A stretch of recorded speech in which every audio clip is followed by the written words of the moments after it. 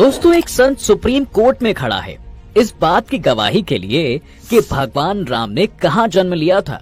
तभी कोर्ट ने उनसे एक सवाल पूछा कि बिना नेत्रों के आप कैसे सबूत देंगे। और इस सवाल के जवाब में उस महान संत ने कोर्ट से काउंटर सवाल ही पूछ डाला कि आप किस प्रकार के सबूत चाहते हैं।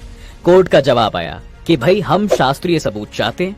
और ये सुनते ही संत ने बिना देरी किए एक संस्कृत का श्लोक कह डाला कि सर्वस्व लोचन शास्त्रम यसय नास्ते यंध स एवह, अर्थात शास्त्र ही असली नेत्र है। जिसके पास शास्त्र का ज्ञान नहीं, असल में वो दृष्टिहीन यानी अंधा है। अब संत की वाणी से निकले इस श्लोक और उसके तर्क से सुप्रीम कोर्ट निरुत्तर हो जाता है और उनकी गवाही देने की योग्यता पर सहमति की गुहार लगा देता है।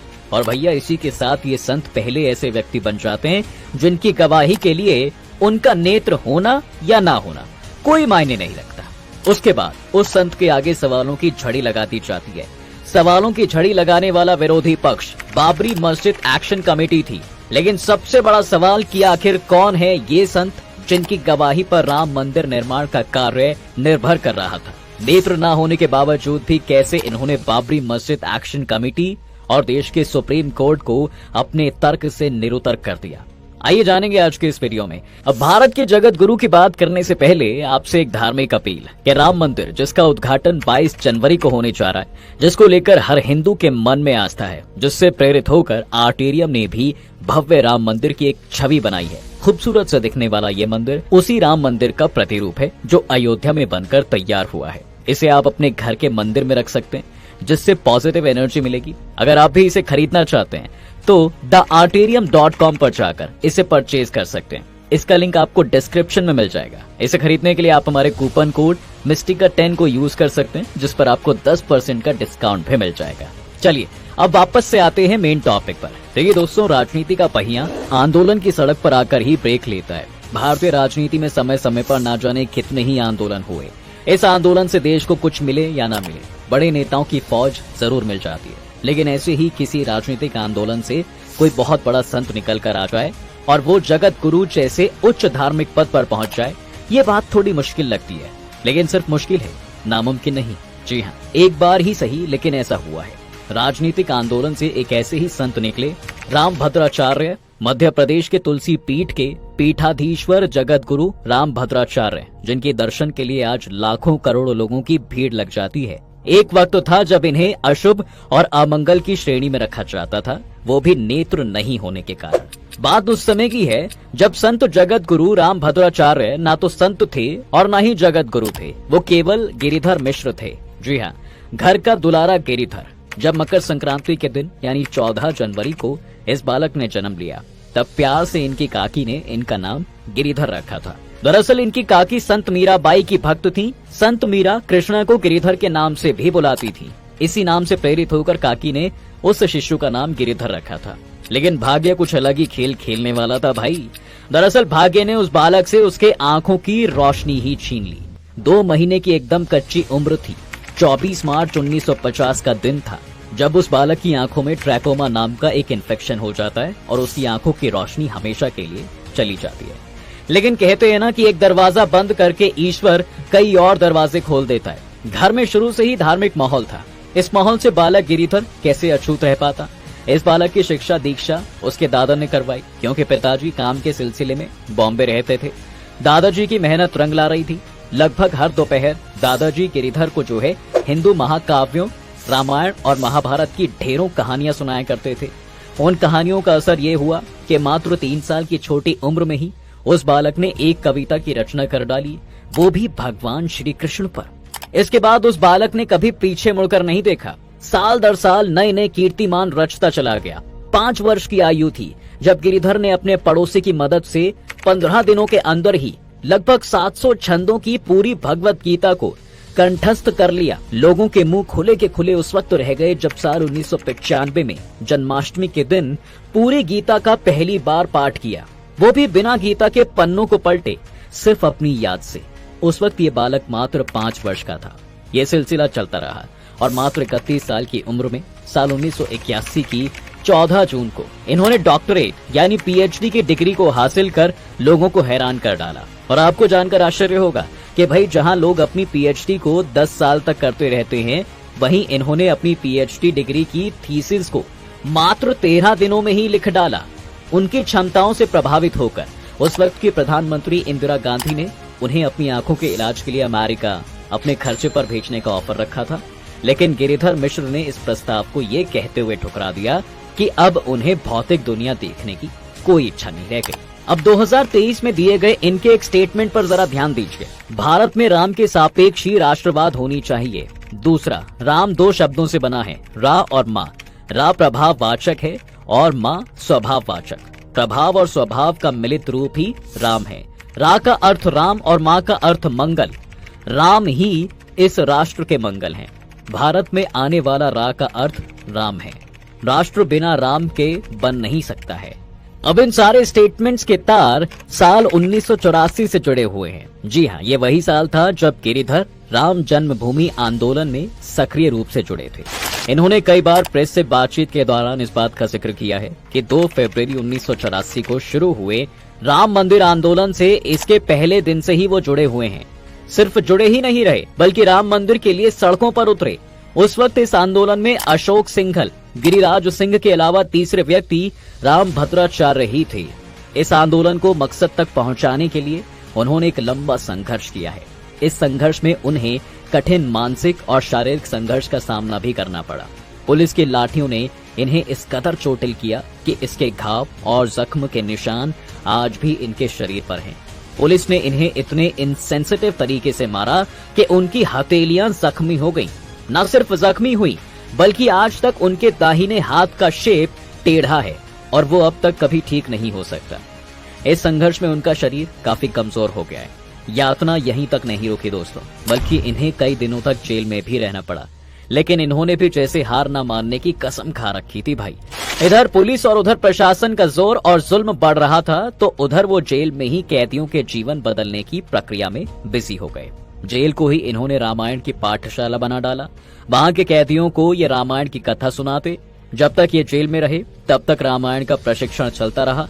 स्वामी जी के इस कदम से न जाने कितने ही कैदियों का जीवन परिवर्तन हो गया। जेल के अंदर का माहौल इतना धार्मिक हो गया और कैदियों के बीच इनका इतना सम्मान बढ़ गया कि धीरे धीरे उस वक्त की सरकार पर इनको रिहा करने का दबाव बनने लगा। उधर जेल के बाहर भी जनता इनको रिहा करने की मांग पहले से ही कर रही थी। ऐसी स्थिति को संभालना अब सरकार के बस में नहीं था, इसलिए इन्हें तत्काल रिहा करने का निर्णय लिया गया। आज तक के कार्यक्रम में आमंत्रित जगत गुरु आंदोलन के दिनों को याद करते हुए जब सवालों का जवाब वो दे रहे थे, तभी अचानक से एक मक्खी उनके चेहरे पर मंडरा रही थी। अपने सेंस ऑफ ह्यूमर का इस्तेमाल करते हुए वो अचानक से कह बैठते कि ये मक्खियां भी कांग्रेस की तरह ही हैं जो परेशान करने आई हैं। इतने में वहां बैठे सारे लोग हंसने लगते हैं। उनका इशारा आंदोलन के दौरान कांग्रेस सरकार द्वारा उन पर किए गए जुल्म की ओर था। उन्होंने कई बार इस घटना का जिक्र किया है दोस्तों कि कैसे एक बार कांग्रेस सुप्रीम कोर्ट में एक शपथ पत्र लेकर आई थी। उस शपथ पत्र में ये कहा गया था कि भगवान राम का जन्म अयोध्या में नहीं हुआ था। ये जानकर जगत गुरु ने तत्कालीन प्रधानमंत्री मनमोहन सिंह को एक पत्र लिखा था, जिसमें उन्होंने कहा कि ये बात अगर सोनिया गांधी कहती तो समझ में आता, लेकिन आप तो समझ सकते हैं अपने गुरु ग्रंथ साहिब में ही 5600 बार राम का नाम आया है और आपकी पार्टी राम के अस्तित्व पर संदेह करती है। ये बिल्कुल बर्दाश्त के बाहर है। अब ये बात तो पूरी दुनिया जानती है कि जगत गुरु की गवाही के कारण ही आज राम मंदिर अस्तित्व में आया है। यहाँ भी गुरुजी के लिए राह कोई आसान नहीं थी दोस्तों। जब गवाही के लिए धर्म गुरु की खोज हो रही थी, तब लगभग सारे बड़े बड़े धर्म गुरुओं ने इस मामले से खुद को अलग रखने का फैसला किया। उनका कहना था कि ठाकुर जी स्वयं उन्हें ये काम करने से मना कर रहे हैं। लेकिन अगर सच्चाई देखें तो जिन धर्म गुरुओं ने गवाही देने से मना किया था, वो सारे लोग कहीं न कहीं इस विवादास्पद मामले से खुद को बचाना चाह रहे थे। पर ऐसे निर्णायक समय पर जगत गुरु राम भद्राचार्य ने हमेशा की तरह अपनी वीरता का परिचय दिया। उन्होंने स्पष्ट रूप से कहा कि अगर मेरे ठाकुर जी भी आकर मुझे इस महान काम को करने से रोकेंगे, तब भी मैं नहीं रुकूंगा। अगर इस गवाही के लिए मुझे खुद श्री राम भी मना करने आएंगे, तो मैं खुद राम की भी बात नहीं मानूंगा, क्योंकि मैं वशिष्ठ गोत्रीय ब्राह्मण हूँ और इस गोत्र का संबंध श्री राम से है। इसलिए गवाही देना मेरा परम कर्तव्य है। अब जब गवाही की प्रक्रिया शुरू हुई तो इनके सामने कठिन सवालों का ऐसा सिलसिला शुरू हुआ कि भैया इसका जवाब देना किसी भी साधारण मनुष्य के बस की बात तो नहीं थी।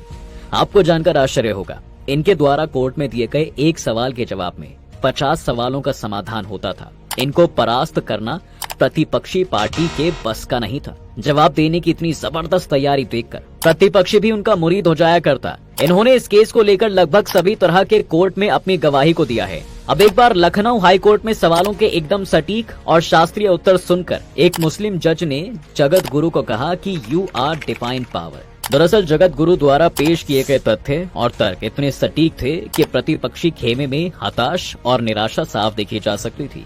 केस को अपने हाथ से जाता देख प्रतिपक्षी की हताशा का अंदाजा आप इसी बात से लगा सकते हैं कि भाई न केवल देश के स्तर पर एक बड़ा ग्रुप इस केस को कमजोर करना चाह रहा था, बल्कि इससे लेकर अंतर्राष्ट्रीय स्तर पर भी साजिश हो रही थी। जी हाँ, एक खबर के अनुसार इस केस में जगत गुरु को हराने के लिए $45,000 का विदेशी इन्वेस्टमेंट किया गया था, लेकिन इतनी बड़ी रकम किसी चीज के काम नहीं आई और जगत गुरु द्वारा पेश किए गए 437 सबूतों की सत्यता पर कोर्ट ने सच्चाई की मुहर लगा दी। इन्होंने अपने जीवन में जो कुछ भी प्राप्त किया है वो सब धर्म और श्री राम की उपासना के माध्यम से। बचपन से ही इनकी बुद्धि और समझने की शक्ति एक्स्ट्रा ऑर्डिनरी रही थी। ऐसा लगता था कि जैसे भगवान साक्षात इनका हाथ पकड़कर जीवन पथ पर लेकर चल रही हूँ। ये जिस भी स्कूल या यूनिवर्सिटी में अध्ययन के लिए गए वहाँ उन्होंने हमेशा 99% अंक हासिल कर अव्वल स्थान को प्राप्त किया। इनकी ईमानदारी और धर्म परायणता का अंदाजा आप इसी बात से लगा सकते हैं कि इन्होंने कभी भी ब्लाइंड कैटेगरी के तहत मिलने वाली सरकारी सुविधाओं का लाभ नहीं उठाया। इनका मानना था कि वो अंधे हैं ही नहीं, इसलिए इस श्रेणी में प्राप्त होने वाले लाभ के वे योग्य नहीं हैं।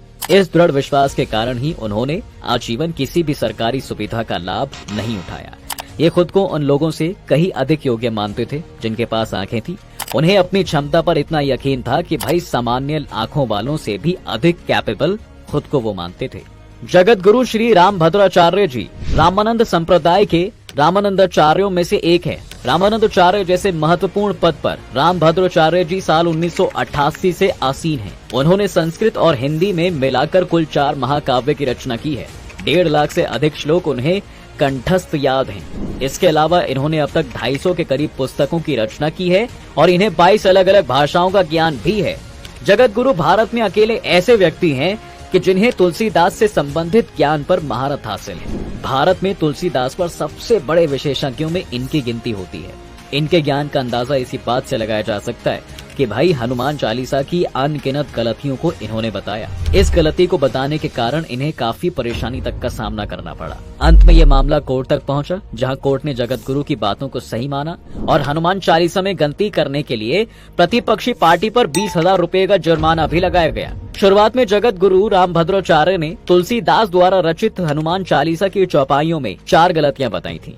साथ ही साथ इन्हें सही करने का अनुरोध भी किया था। इसके साथ ही उनके द्वारा दिए गए इस सुझाव और बयान को लेकर पूरे देश में बहुत बड़ा विवाद खड़ा हो गया। जगत गुरु के अनुसार चालीसा की एक चौपाई में शंकर सुवन केसरी नंदन लिखा है, जबकि यहाँ पर सुवन की जगह स्वयं होना चाहिए। इसके पीछे के तर्क के विषय पर बात करते हुए जगत गुरु विस्तार से बताते हैं कि हनुमान जी स्वयं भगवान शिव के अवतार हैं। वो शंकर जी के पुत्र नहीं हैं, इसलिए इस चौपाई में छपा सुवन के स्थान पर स्वयं होना चाहिए। सुवन का प्रयोग गलत है। इसके अलावा जगत गुरु के अनुसार दोस्तों, एक चौपाई में जहां सब राम तपस्वी राजा लिखा हुआ है, वहां पर सब राम राज फिर ताजा होना चाहिए। एक चौपाई में जहां सदा रहो रघुपति के दासा, इसके स्थान पर सादर रहो रघुपति के दासा होना चाहिए। चौथी और आखिरी अशुद्धि के विषय में बात करते हुए उन्होंने बताया कि जो 7 बार पाठ कर कोई की जगह 7 बार पाठ कर जो ही होना चाहिए।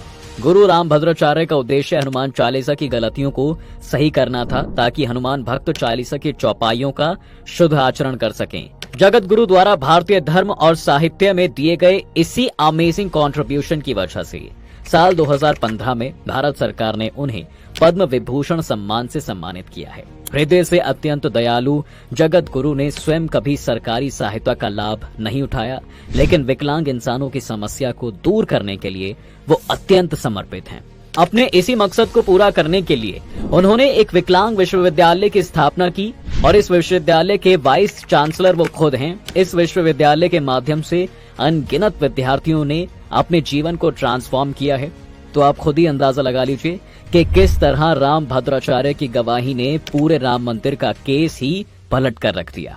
बहरहाल आज की वीडियो में बस इतना ही। आप और किस टॉपिक पर वीडियो चाहते हैं